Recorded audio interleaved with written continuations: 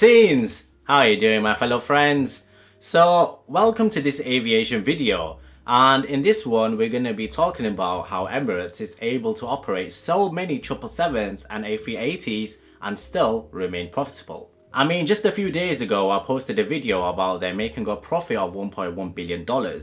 So think of this video as a follow-up from that one. But there's a catch. It will actually be me who will be doing the talking, but the video will be presented by my good friend and colleague George over at Avgeek. Now he's done thorough research on this topic and he will be presenting this video. So without further ado, let's begin with George. Thanks for the introduction, Naveed. So, hey guys, I'm George, the creator of Avgeek. I've always been interested in the fleet of Emirates Airlines and how it's possible for them to operate so many A380s. Especially ones with two-class configurations, which can hold 615 people. Likewise with their 777 aircraft, which can hold up to 442 passengers, as well as the future problems Emirates may encounter with the new planes. In this video, I'll be covering the main points, and you can find out more on Avgeek below, as well as other interesting analysis posts. It's obvious that the only reason Emirates can operate large aircrafts like the 777 and A380 is because they can fill seats on them. But how can they do this on all of their routes? Emirates' business strategy relies on the hub and spoke model of aviation. This means that they shuttle passengers from around the world into their home base in Dubai, before dispatching them to other countries around the world. If you look at their destinations, you'll notice that they're either well-developed first world cities or less developed emerging cities. We don't really see a middle ground in their routes list. The reason for this is that advanced and underdeveloped cities are both growing immensely with people and airports. Take Lagos as an example. This is an underdeveloped city that's booming. Its airport passenger numbers have doubled in a decade.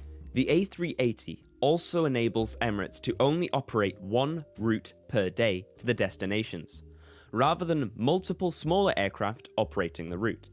With exceptions like London, which sees 9 A380 flights per day, most destinations only see one Emirates aircraft per day.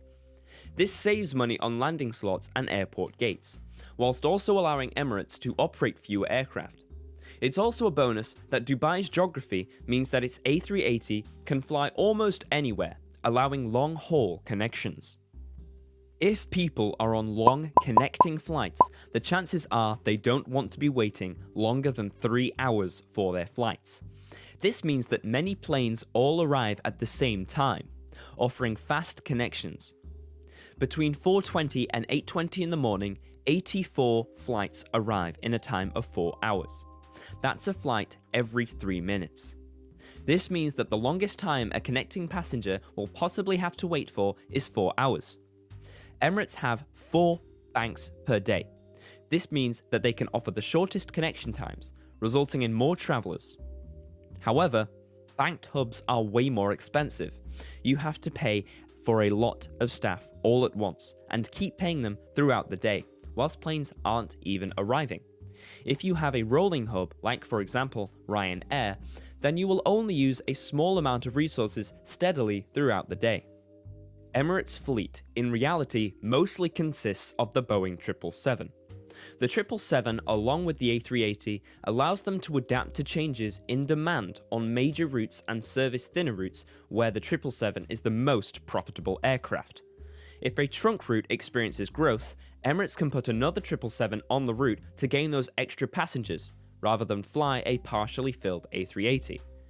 If the route experiences a decline, maybe because of an economic crisis in the country or just the off-season, a partially filled A380 can be substituted with a 777.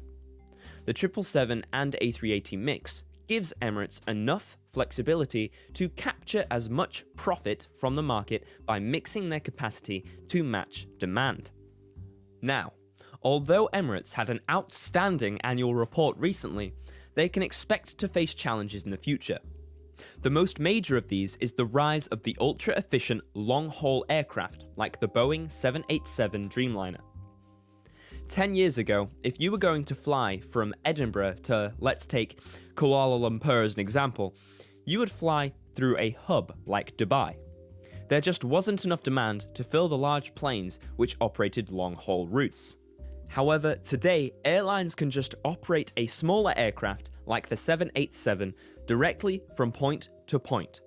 This could potentially destroy Emirates' business model, as it would mean less passengers fly on connecting flights to only offer direct flights from Dubai. It does mean that even lower demand routes like Providence, Rhode Island to Kathmandu in Nepal, with a connection in Dubai. So, if you'd like to find out more about how Emirates can operate large aircraft like the 777s and A380s, visit the Avgeek site using the link below. I'll hand back over to Naveed now. But if you did like this video, then be sure to let us know in the comments below and over at avgeek.news.